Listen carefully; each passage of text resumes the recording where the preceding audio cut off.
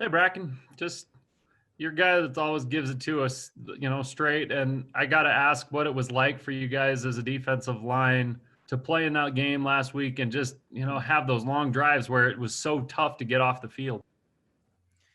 Yeah, I mean that's unfortunate. That's not what you want as a defense, especially a defensive line. That's not how you want.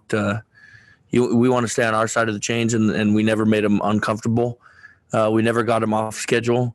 There were very few like big plays that was like, oh my gosh, they just took a chunk. But yeah, it's not a situation you want to be in. It's kind of definitely a little bit frustrating, especially from a defensive line standpoint.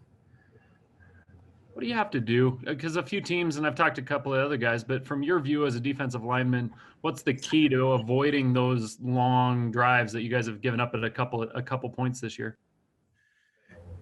Yeah. So first, to answer your question, when you're out fly fishing and you see a fish rise, my uncle always says, "One rise does not a hatch make." You know, sometimes you can think like, "Oh, you just saw a rise," so you're like, "Oh, there's the hatch going on," and there's not. So, and it's the same. It's the same here. One game does not a D line make or break, fortunately and unfortunately. So we're not panicking. We're not like, "Oh my gosh, what do we got to do?"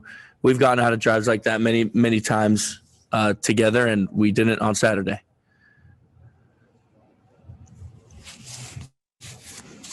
Question from Jake Hatch.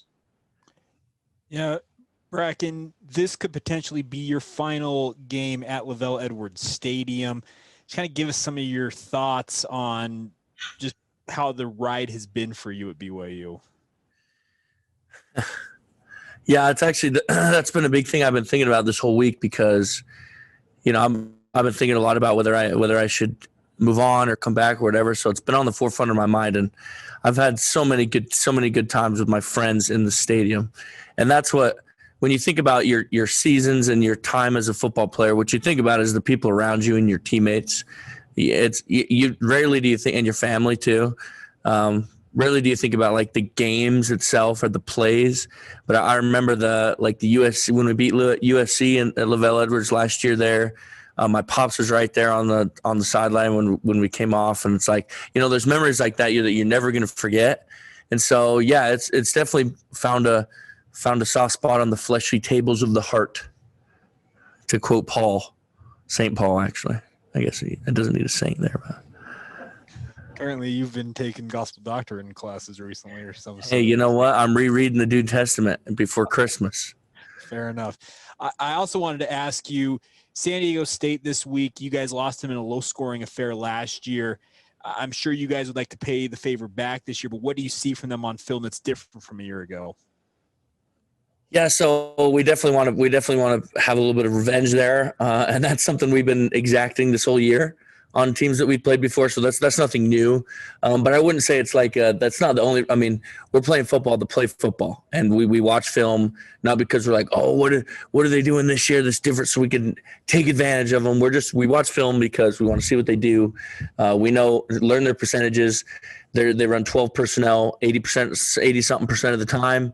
Which is similar to last year. So I didn't play in the game last year, so I couldn't tell you that I have some huge vendetta, but I'm excited to get out there with my friends and have a good time with them.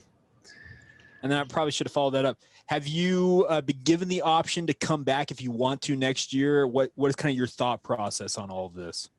Yeah, that's a hard question. And like I said, it's on the forefront of the mind. Talk with my family, people I respect, and just trying to figure out what to do. But yeah, the option's there.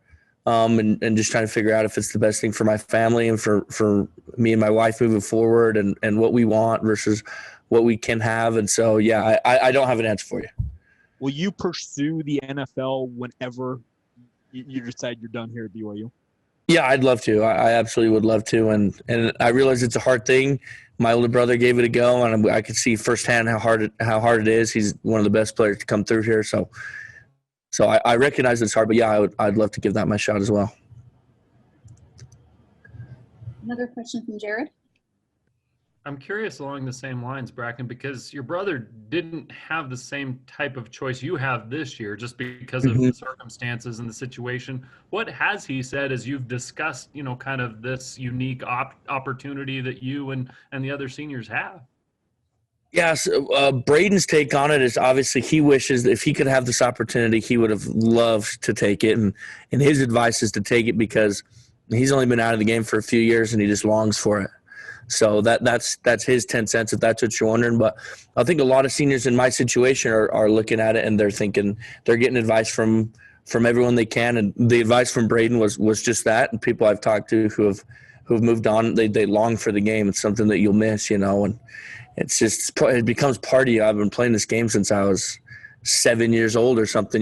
It's weird. Like kind of you build this identity, it becomes part of you, and you don't ever want to lose it.